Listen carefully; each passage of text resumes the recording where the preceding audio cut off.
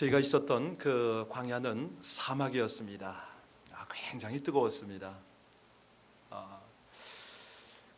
그 캘리포니아 광야의 전형적인 날씨를 경험을 하고 돌아왔거든요. 그런데 재미있는 것은 우리 집회 장소 바로 옆에 수로가 흘렀어요. 성도님들은 모르셨겠죠. 저는 압니다. 거기 콘크리트로 이렇게 덮어놨는데 불과 여기서 의자 거리만큼 그런 곳에 수로가 흘러갑니다. 우리가 갔던 기도원은 약 136에이커인데 광활하죠. 그 성전 주변에 몇 그루 대추나무하고 아몬드 나무 요 몇 그루만 살아 있었고 나머지는 뭐 다 초토화가 되다시피 했습니다. 감사한 것이요, 성전에 들어오기만 하면 시원한 거예요. 에어컨이 빵빵 돌아가니까 성전에 들어오면 그렇게 은혜가 넘치는 것입니다. 여러분 참 그렇죠. 아무리 좋은 말이 있고 환경이 있어도 하나님의 은혜만 있으면 그 은혜 때문에 우리가 변화도 있고 성장도 있고 나가서 하나님께 헌신도 하고 진정한 생명의 회복을 입는데요, 우리 교회가 사실 예배 하나에는 목숨을 걸다시피 합니다. 왜? 예배를 통해야 하나님의 은혜를 공급받기 때문에, 새 힘을 얻기 때문에. 사실 예배라는 것은요 에너지의 근원이죠. 무엇보다도 하나님을 만나는 시간인데 이 시간만큼은 하나님과의 그 생명의 회복이 있어야 됩니다. 힐링 캠프라는 사회 그 TV 프로그램에서 이름을 따왔습니다. 그런데 교회 안에서는 아직 이런 캠프가 없거든요. 그러다 보니까 구성에서부터 진행까지 모든 것이 성령님을 의뢰할 수밖에 없었습니다. 오시는 분들도 생소했고 진행하는 진행 측에서도 생소했습니다. 그러나 은혜를 받고 역사하시는 분은 하나님이신데 중요한 것을 놓치면 안 됩니다. 아무리 탁월한 프로그램을 가지고 있을지라도 예배를 통해서, 말씀을 통해서, 성령님을 통해서 은혜와 능력을 공급받지 않으면 아무것도 아니라는 것이죠. 평범한 사람, 기획도 안 되는 그런 진행이 있을지라도 그 가운데 하나님의 은혜와 능력이 부어지면 그 속에서는 혁명이 일어난다는 것입니다. 사도행전의 그 기록이 다 그 예가 될 수가 있고요. 정말 어떤 환경과 조건 속에서도 아무리 열악한 광야라 할지라도 그 속에서는 바로 이 은혜만 있으면 우리 배에서 생수의 강이 흩어져 흐르게 됨을 믿습니다. 사실 이제 강 이야기를 좀 해야 되겠는데요. 왜냐하면 물이 흐르는 곳에 생명이 있지 않습니까? 강이 통해야 이게 사막도 정말 옥토가 될 수가 있고 죽었던 것이 살아나고 정말 번성이 될 수 있는 그런 조건이 됩니다. 그런데 이번 캠프를 가서 어린아이하고 그 뜨거운 떼약빛 밑에서 제가 한번 그 얘기를 좀 걸었어요. 얘야, 너는 이런 곳에서 살려면 얼마나 살 수 있겠니? 목사님 저 하루면 돼요. 이틀은 못 살겠대. 어린아이 입에서, 그 7살짜리 8살짜리 입에서 그렇게 나와요. 얘야, 여기는 왜 그렇게 힘들까? 목사님 먹을 거 없잖아요. 물도 없잖아요. 애 입에서 그런 얘기가 나와요. 애 입에서. 여러분 그렇습니다. 우리가 일상에서 광야를 만날 때가 참 많은데요, 정작 중요한 것은 자신의 내면에 있는 광야는 잘 깨닫지를 못합니다. 그저 메말라 있는 인성, 온갖 거짓과 위선과 포장으로 그렇게 철저히 나를 감싼 그런 내 내면의 이 광야는 모릅니다. 우리 집사님 지금 딱 터뜨렸잖아요. 이미 치유가 일어난 거예요. 이걸 감추고 싶었겠죠. 누구에게 보이고 싶었겠습니까? 그런데 지금은 하나님이 그 굳어진 마음을 만지시기 시작한 거예요. 부드러워지잖아요. 우리 모두를 울려버리잖아요. 이게 하나님께서 우리 속에 강을 흐르게 하는 거예요. 신집사님을 통해서 그 역사를 하는 거죠. 여러분 우리가요 회복을 이루어야 되는데 회복을 이루기 위해서는 반드시 2가지 조건이 필요한 거 아십니까? 먼저는 자신의 죄성을 인정해야 됩니다. 아픈 것을 인정해야 돼요. 나 그 아버지 얘기 꺼내면 귀찮다는 거예요. 불편하다는 거예요. 왜 그걸 긁어서 부스럼 만드냐고. 그런데 그곳을 찾아 들어가면요, 솔직한 얘기로 한 명도 예배 없는 죄성 때문에 그러지 않습니까? 그 죄성 때문에 우리의 자아가 견고해진 것입니다. 이게 깨져야 되는데 깨지는 방법은 하나밖에 없습니다. 회개해야 되거든요. 주님 앞에 진솔하게 자신을 드러내야, 자기를 비워야 은혜가 채워지던 하나님의 만지심이 있을 거 아닙니까? 회복을 위해서는, 그래서 두 번째 조건이 뭐냐면 하나님의 은혜입니다. 이 은혜가 말씀과 성령의 기름 부으심을 통해서 위로부터 와야 되거든요. 그래야 무슨 이슬이 고이든 모이든 시내가 흘러가는 강이 되든 될 것 아닙니까? 하나는 자신의 죄성을 인정하고, 두 번째는 하나님의 은혜. 이것이, 이 두 조건이 만날 때 비로소 치유 회복이 시작이 됩니다. 그런데 중요한 것은 바로 한 걸음 더 나가는 것이죠. 이 회복을 통해서 받은 것을 쏟아 부어야 됩니다. 은혜를 나누는 것이죠. 이렇게 간증을 하는 것입니다. 내 허물을 드러내고 내 사랑을, 내 모든 것들을 쏟아 부을 때, 그때 진정한 능력과 은혜가 함께 역사로 나타난다는 것입니다. 그때야말로 자아가 깨어지면서 정말 주님으로 가득하고 내 속에 주님이 살아나시는 거거든요. 순종도 헌신도 마음껏 일어나는 것이죠. 자, 오늘 본문을 우리가 조금 더 이해하기 위해서는 2장 18절을 주목하셔야 됩니다. 요한의 제자들과 바리새인들의 대항, 어떤 충돌이 일어났죠. 바리새인들이 우리는 금식을 하는데 어찌하여 당신의 제자들, 예수님의 제자들은 금식하지 않느냐? 질문을 합니다. 여러분, 이걸 가만히 보면요, 바리새인이라고 하는 이들의 특징이 뭐냐면 헌신은 1% 정도 하는데 자랑은 99%를 합니다. 아니, 안식일을 잘 지킨답시고 우리가 이렇게 살아가는데 남들을 공격합니다. 마태복음 6장에 물론 그런 내용이 나옵니다. 구제하고 금식하고 기도를 해야 하는데 이것이 거룩의 세 가지 요소다. 우리 주님의 가르침이 나오죠.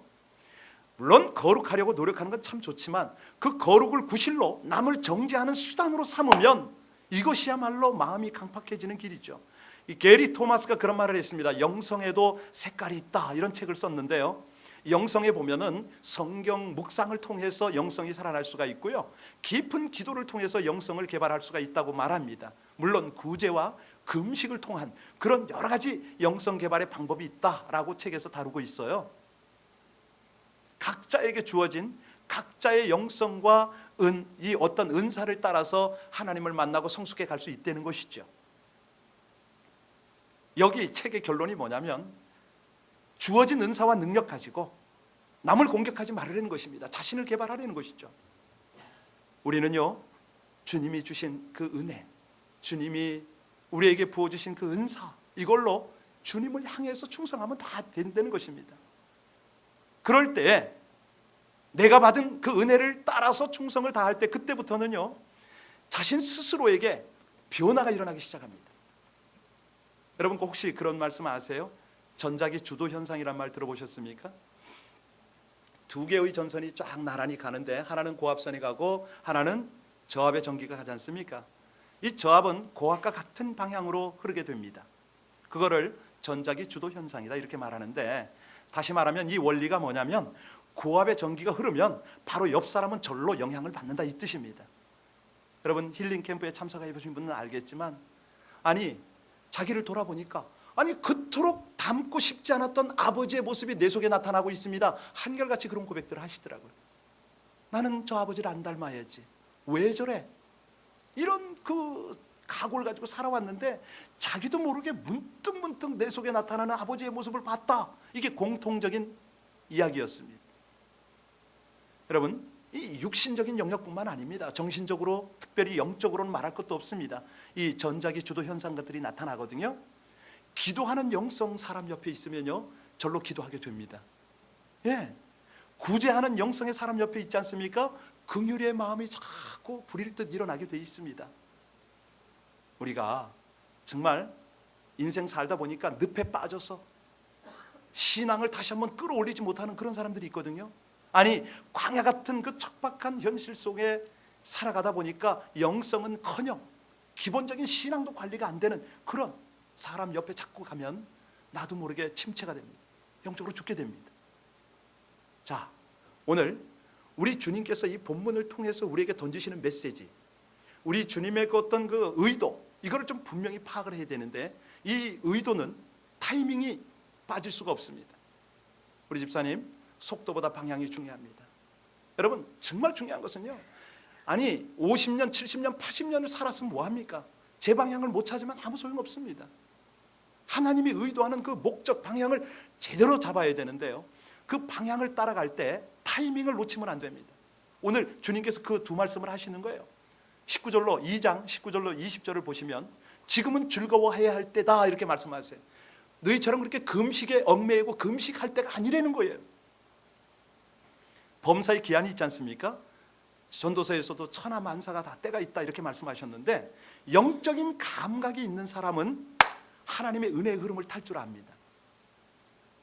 성령의 임재가 뭔지를 알아요. 예. 기도해야 될 때 기도해야 되는구나 알아요. 실제로 기도합니다. 충성하고 봉사하고 헌신해야 될 때는 전심을 다해서 그렇게 하나님 앞에 드려지죠. 바로 그럴 때 이 강물과 같은 그 영적인 흐름을 타는 거거든요. 은혜의 파도를 탈 줄 알아야 되는데 바로 그 얘기를 합니다. 힘쓸 때는 힘써야 되고, 피할 때는 피해야 되고, 전환할 때는 전환을 해야 되거든요. 자, 오늘 이 책망을 받는 바리새인들의 모습을 자세히 살펴보세요. 여기를 보면은 사실은 우리 주님께서 기대하시는 어떤 영적 흐름과는 완전히 엇박자예요. 당시에 예수님의 사역은 초기였습니다. 그러니까 아직 믿음이 부족한 제자들의 모습이 그 옆에 항상 함께 나타납니다. 자, 이 바리새인들의 특징 중에 하나가 뭐냐면 초신자의 상황을 이해하지 않는 것이죠. 그걸 뭐 이렇게 품어주려고 하질 않습니다. 그래서 21절과 22절에 보시면 주님께서 새 포도주 이야기를 하시잖아요. 그 뜻이 뭡니까? 낡은 관점에는 하나님의 은혜가 부어지지 못한다 이 뜻입니다. 다시 말씀드립니다. 새 포도주는, 이 포도주는 발효가 되면 커지거든요. 그 결과 부대가 터질 수가 있다는 거죠. 주님의 제자가, 아니 예수를 처음 믿기 시작한 성도가 지금은 미약해 보이지만, 신앙도 연약해 보이지만 아니라는 것입니다. 이제 주님께서는 더욱 큰 믿음으로 성장할 거라는 거죠. 예, 지금 우리에게 하나님을 향해서 믿음을 고백드리고 헌신하고 결단하는 이 기대감을 하나님이 표현하는 거예요. 옛날 부대 가지고는 도저히 담을 수 없는 믿음의 사람이다, 이 인정하고 그걸 표현하는 것이 새 부대에 담아라 이 말씀인데, 이 바리새인들은 그런 걸 못 알아들어요. 아니 자기만큼 믿음의 레벨이 올라와야 된다는 거 아닙니까? 신앙 그러면 이 정도 영성은 엇박자입니다. 엇박자. 자, 오늘부터 23절부터 보시면서 우리 주님의 의도를 좀 찾아 들어가겠습니다. 우리 같이 23절 24절 같이 한번 읽겠습니다. 시작. 예수께서 밀밭 사이로 지나가실새 그의 제자들이 길을 열며 이삭을 자르니 바리새인들이 예수께 말하되 보시오, 저들이 어찌하여 안식일에 하지 못할 일을. 자, 바리새인들은요 굉장히 지금 아주 그냥 하찮은 것을 중시하고 있습니다. 예수님을 부정하고 비난하는 거죠. 아니 자신들이 몇 가지 선행을 했을지는 모르겠어요. 뭐 어떤 규범에 맞는 종교 행위를 했는지는 모르겠습니다. 그런데 그걸 자랑합니다. 예수님을 거부하고 있습니다. 이때 예수님이 어떤 설명을 해주셨습니까? 계속 보시면은 다윗이 진설병 먹었던 예를 드셨습니다. 진설병은 누가 먹습니까? 그렇죠, 엄격합니다. 제사장 외에는 먹을 수가 없습니다. 그런데 다윗이 도망 중에 생명을 부지하기 위해서 그 함께한 일행과 함께 진설병을 먹었단 말입니다. 그때 하나님이 어떻게 대하셨습니까? 진노하셨습니까? 징계하셨습니까? 아닙니다. 그거를 예수님이 지금 예로 든 것입니다. 자, 여기서 중요한 것은 이 예수님이 이 말씀을 하실 때 우리는 그 현장에 있지 않았으니까 이 말씀을 통해서 그 예수님을 한번 조명해야 됩니다. 예수님을 다윗과 비교할 수 있습니까? 아닙니다. 예수님 그러면 삼위 하나님입니다. 창조 때부터, 다시 말씀드립니다, 창조를 같이 하시고 제7일의 안식을 같이 누렸던 안식일의 창조자고 안식일의 주인이란 얘기죠. 이걸 지금 예수님이 우리에게 깨닫도록 그 미닝으로 이 말씀을 지금 하고 계십니다. 좀 더 구체적으로 말씀드릴까요? 창세에 인간에게 주어졌던 그 찬란한 하나님의 영광과 평안과 안식, 이것을 너희들이 그렇게 오도하고 인간적 관점을 자꾸 가지니까 불순종을 하니까 그 안식이 다 사라져버리지 않느냐? 하나님 보시기에 그처럼 아름다웠던 자연들이 엉겅퀴와 가시덤불로 뒤덮였다. 너희 마음 자체가, 너희 인생 자체가, 너희 신앙생활이라고 하는 그 종교행위 자체가 광야가 되었다. 너희 모든 삶에서 참된 안식을 상실한 걸 왜 못 깨닫느냐? 지금 이 지적을 하고 계십니다. 이걸 우리가 놓치면 안 됩니다. 자, 27절 28절 같이 읽겠습니다. 시작. 또 이르시되 안식일이 사람을 위하여 있는 것이 아니요 사람이 안식일을 위하여 있는 것이야. 그러므로 인자는 본문을 읽으셨는데 여러분은 하나님이 안식일을 제정하신 이유가 뭐라고 깨닫습니까? 어떻게 생각하십니까? 바로 이 부분, 바리새인들이 이것을 알지 못했기 때문에 아주 애매하게 이해하고 이렇게 책망을 받았습니다. 여러분, 여기서 우리가 잘 주님의 의도, 주님의 타이밍을 놓치지 말라고 그랬는데요, 안식일의 본질입니다. 이 본질은 놓친 채 의식만 생각하고 그 형식만 가지고 지금 논하고 있으니까 주님 볼 때 너무 안타까운 거예요. 현대교회는 어떤가요? 바리새인보다 낫습니까? 못하면 못했지 바리새인보다 낫지는 못합니다. 왜냐하면 한번 생각해 보시죠. 전통적으로 안식일 거룩하게 지켜, 극장, 음식점 가면 안 돼, 이렇게 주장하는 교단이 있죠. 또 어떤 교단은요, 아니야, 일주일 내내가 다 안식날이지, 안식일인데 그걸 거룩하게 지켜야지, 아주 강력하게 주장하는 그런 교리 교파가 있습니다. 이것이 뭡니까? 중요한 본질을 놓치고 있는 거예요.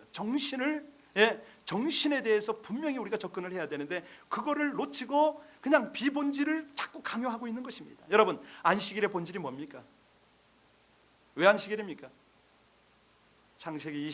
출애굽기 20장 11절을 한번 보시면 안식일이라는 것은 하나님의 완전하신 창조를 기념하는 날이다. 무슨 날이라고요?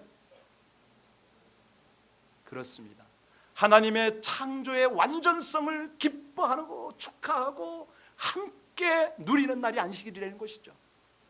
두 번째 안식일의 의미는요, 신명기 5장에 보면 하나님의 구원을 감사하는 날이에요. 하나님의 구원, 하나님이 우리를 구원하시고 우리를 만나주시고 우리와 회복하시고 대화를, 교제를 하도록, 친밀함을 나누도록 이런 은혜를 주셨는데 이 안식일을 우리가 어찌 기뻐하지 않을 수가 있습니까? 세 번째 안식일의 의미가 뭐냐고요? 여러분 짐작하시는 대로입니다. 세 번째는요, 장차 우리가 돌아갈 본향, 여러분과 제가 돌아갈 우리의 고향, 영원한 그곳에서 영원한 안식, 제대로 된 안식을 누리는 그 축제를 이 땅에서 미리미리 준비하는 날 아니겠습니까? 바로 그겁니다. 이걸 모르면 자꾸 이것이 옳다 저것이 옳다, 그냥 거기 그냥 비본질, 소위 말하는 율법에 묶여가지고 바리새인보다 더한 그런 생각과 행동을 우리가 할 수가 있다는 것이죠. 양극단은 아닙니다. 종교적 형식이나 규율로 사람을 올가매는 것은 옳지 못합니다. 자, 그런데 여기 바리새인과 서기관들은 사람보다 안식일 규정을 더 지키는 것을 더 소중하게 생각했다는 거죠. 안식일 날 규정이 39개예요. 그 중에 하나가 뭐냐면 밀 같은 거, 이 추수 같은 거 하면 안 되는 것이에요. 그걸 지금 지적한 겁니다. 이제 돌아와서 3장 4절 읽을까요? 우리 3장 4절 같이 한번 읽겠습니다. 4절입니다. 시작. 그들에게 이르시되 안식일에 선을 행하는 것과 악을 행하는 것, 생명을 구하는 것과 죽이는 것, 어느 것이 옳으냐 하시니 그들이, 자, 안식일의 진정한 의미가 뭐라고요? 살리는 것입니다. 회복하는 것입니다. 유익을 주는 것입니다. 여러분, 주일 성수는 강요가 되어서는 안 되겠죠, 그죠? 본인 스스로 기쁘게 선택이 되어야 됩니다. 본인 스스로. 안식일을 지키는 것이 복인데도 생명을 회복하는 건데, 하나님과의 관계를 회복하고 가정과 회복하고 모든 것을 치유받는 그런 날인데도 불구하고 이를 강요해서도 안 되고, 아니 거기에 얽매이서는 더더욱 안 되겠죠. 여러분, 하나님은 안식일을 우리에게 쉼과 복을 주시기 위해서 정해 주셨음을 믿으시기 바랍니다. 자, 우리 2장 27절 한번 돌아갔다 와야 되는데요, 27절에 정확하게 우리 주님께서 우리에게 깨닫도록 알아듣도록 설명하셨습니다. 자, 시작. 또 이르시되 안식일이 사람을 위하여 있는 것이 아니요 사람이, 그러니까 이 안식이라는 것은 키핑데이가 아니에요. 지키는 날이 아니라고요. 잘 이해하셔야 됩니다. 안식일은 날은 어떤 날입니까? 셀레브레이션, 축제의 날이 돼야 돼. 내 영이 기뻐해야 돼. 아, 할렐루야, 하나님 다시 한번 주님을 만나는군요. 예, 이 안식일이야말로 자신과 가정과 공동체의 유익이 있는 날이다, 평강이 있는 날이다, 회복하는 날이다, 쉼이 있고 기쁨이 있다. 이거를 제대로 알아내는 것이죠. 그래서 안식일은 셀레브레이션입니다. 한마디로 주님의 은혜를 타는 축제가 있는 날이라는 거죠. 세상 물결에 휩쓸리다가 정신이고 마음이고 영이고 곤고한 상태로 정말 광야 같은 그런 삶을 살아왔다면 주일날 하루만이라도 하나님의 리듬에 나를 맡기는 거예요. 예, 켈리 밀러가 그런 말을 했어요. 자신의 리듬보다는 더 우월한 리듬에 순종하라, 이런 말을 했어요. 더 우월한 리듬, 누구의 리듬? 그렇죠, 하나님의 리듬. 연휴 기간이 되면 뭐 몇 행동들이 몇 가지 부류로 이렇게 나눠지지 않습니까? 그 중에 한 파트가 라스베가스나 여러 카지노에 가서 그 흐름을 타는 분들이 더러 계세요. 여러분, 도박장에도 흐름이 있는 거 아시죠? 분위기 있는 거 아시죠? 그 흐름은요, 생활을 다 깨버립니다. 저도 라스베가스 가봤거든요. 아, 이거 안 땡기려고 몸부림을 쳤어요. 야, 내가 선교사 신분인데, 그땐 선교사였으니까 내가 저걸 하면 안 되지, 꾹꾹 참았어요. 그런데 거기를 보고 있으니까요, 유혹이 되더라고요. 어디에서 자극이 되냐면, 어떤 때 이렇게 이 기계가 막 현란하잖아요. 막 소리가 막 하는데 막 쨍그랑쨍그랑, 그 소리까지는 제가 참겠는데, 어디에서 유혹이 되냐면 위에 딱 달아놓은 노란불이 뺑뺑뺑뺑뺑 돌아가면서 뭐 팥이 터졌니 뭐 어쩌니 하는데 동전이 쫙 쏟아지니까 저거 한번 땡겨봐, 이런 마음이 확 들더라고요. 그런데 또 한편은 어떤 마음이 들었냐면, 야, 라스베가스까지 왔는데 여기 쇼가 그렇게 유명하다는데 그건 한번 보고 가야지, 뭐 이런 마음. 제가 왜 이런 얘기를 하냐면요, 사실 그렇습니다. 운동 경기도요, 운동 잘하는 분이 있는데 상대방의 리듬을 딱 깨뜨리면 내가 이길 수가 있잖아요. 축구 경기나 이 구기 종목은 다 그렇습니다. 서부 개척 시대 때요, 세인트루이스에서 오레건주까지 한 무리가 갔다고 그럽니다. 폭설이 오기 전에 빨리 도착해야 된다는 그 부담 때문에 한 무리는 주일날도 쉬지 않고 달렸고, 다른 한 무리는 아니다, 해도 일주일에 하루는 쉬어야지 하고 움직이지 않았답니다. 그런데 결과는 뭐냐면 주일날 움직이지 않은 무리가 먼저 도착했다는 거예요. 왜 그런지 아세요? 사람, 말 모두가 안식을 통해서, 쉼의 흐름을 통해서 새 힘을 공급받고 더 빨리 달릴 수가 있었다는 것입니다. 타이밍이죠. 예수 믿는 사람들은요, 우리 주님의 생명과 리듬을 타야 됩니다. 그걸 가지고 세상을 주도하는 것이거든요. 바로 안식일이 그런 날입니다. 그 리듬을 회복하는 것이죠. 우월한 리듬을 타는 날이죠. 6일 동안 일하고 7일째 쉬는 것이 하나님이 주신 최고의 리듬인 걸 아시죠? 오늘 본문을 보니까 이 믿음 생활에는 순종형 믿음과 바리새인 같은 이성형 믿음이 있다는 걸 우리가 이제 그 바탕에서 읽을 수가 있습니다. 순종형 믿음이라는 건 뭐냐면 하나님의 신실하심을 붙잡습니다. 하나님께 인생 전체를 맡기는 거죠. 그런데 이성형 믿음은 뭐냐면 자신의 머리가 성경 위에 있다고 생각을 합니다. 이성형 믿음들은요, 도덕적 부분을 가지고 진리를 왜곡할 수가 있어요. 반면에 순종의 믿음은 자신보다는 하나님의 리듬에, 그 높은 리듬에 자신을 맞추는 거죠. 자, 오늘 여기를 보니까 이제 결론 부분으로 가야 되겠는데요. 자, 바리새인들 예수님을 고발하기 위해서 안식일 날 병자 고쳐주시는 것을 유심히 지켜보고 있었습니다. 아니, 이들의 눈이 병자에게 좀 머물러 있었으면 얼마나 좋았겠습니까? 하나님의 관점으로 좀 그 상황을 보고 있었으면 얼마나 좋았겠습니까? 그런 건 안중에 없습니다. 문자, 계명, 여기에만 그 자기들의 수준의 리듬에, 자기들의 타이밍에 지금 맞추고 있습니다. 여러분, 우리 주님께서요, 왜 안식일 날, 그것도 손 마른 병자를 고치며 논쟁을 하셨는지 이유를 아시겠습니까?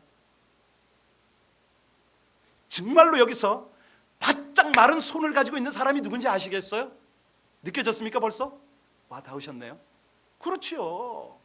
바로 바리새인들이에요. 바리새인들. 이성적 신앙생활을 하는 사람들. 굳은 광야 같은 그런 상황을 깨닫도록 회당에 드나드는 많은 성도들을 향하여 예수님이 지금 그 장면을 연출하고 계신 거 느껴지십니까? 예. 여러분 여기 지금 중요한 메시지가 뭐냐면 안식일에 병을 고쳐주어서 안식을 누리게 하는 것이 어찌 선한 일이 아닌가, 이걸 지금 교훈하고 계신 겁니다. 이거를 오늘 예수님은 무엇이 안식인지를 지금 철저하게 교훈하고 계십니다. 어떻게 안식을 하는 것인지를 우리에게 도전하고 계십니다. 진정한 안식이 없었던 회당, 진정한 안식을 몰랐던 바리새인들, 그들 앞에서 참 성전, 누가 병자인지 이거를 지금 교훈하고 계신 것입니다. 여러분 우리가 할 수 있는 것이 뭡니까? 그분께 집중하는 것밖에 없습니다. 예수 그리스도께 집중해야 됩니다. 그분을 깊이 생각해야 되죠. 그분이 행하신 일을 우리가 믿는 것 아닙니까? 그렇다면 그분의 은혜를 구하는 것밖에 없습니다. 그때 우리 주님께서 주시는 참된 안식을 누릴 수가 있는 거죠.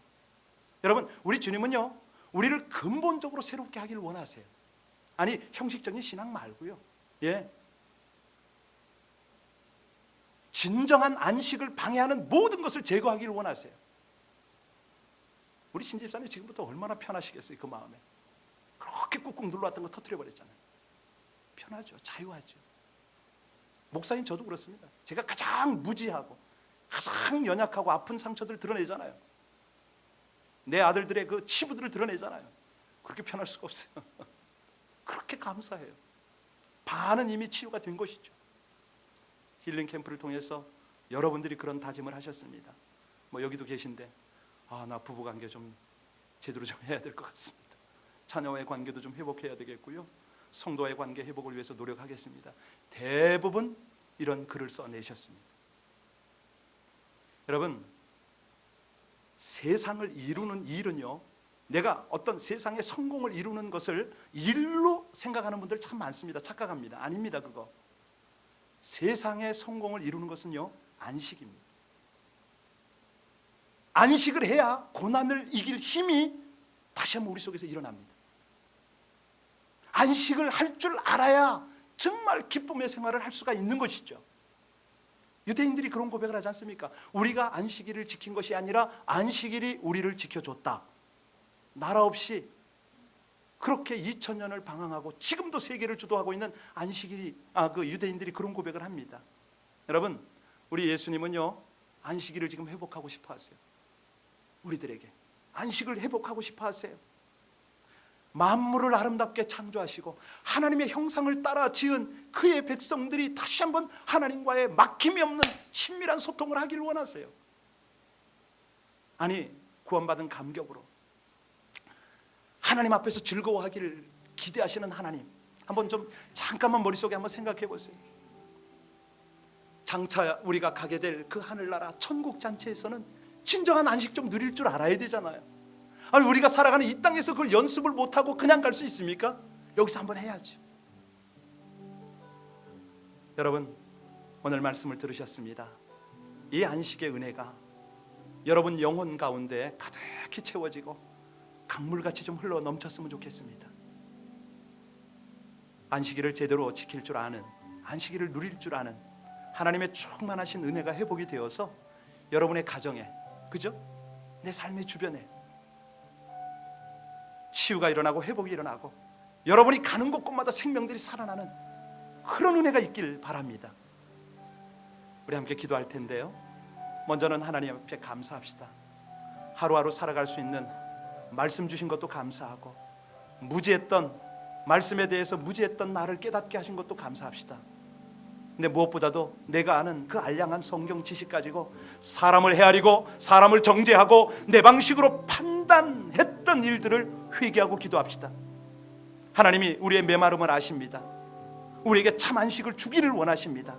나의 손 마른 모습을 보시고 이 교만하고 무지하고 종교적인 형식주의적인 바리새인보다 더한 이 어리석은 나를 아시고 주님이 손을 내밀라고 하십니다.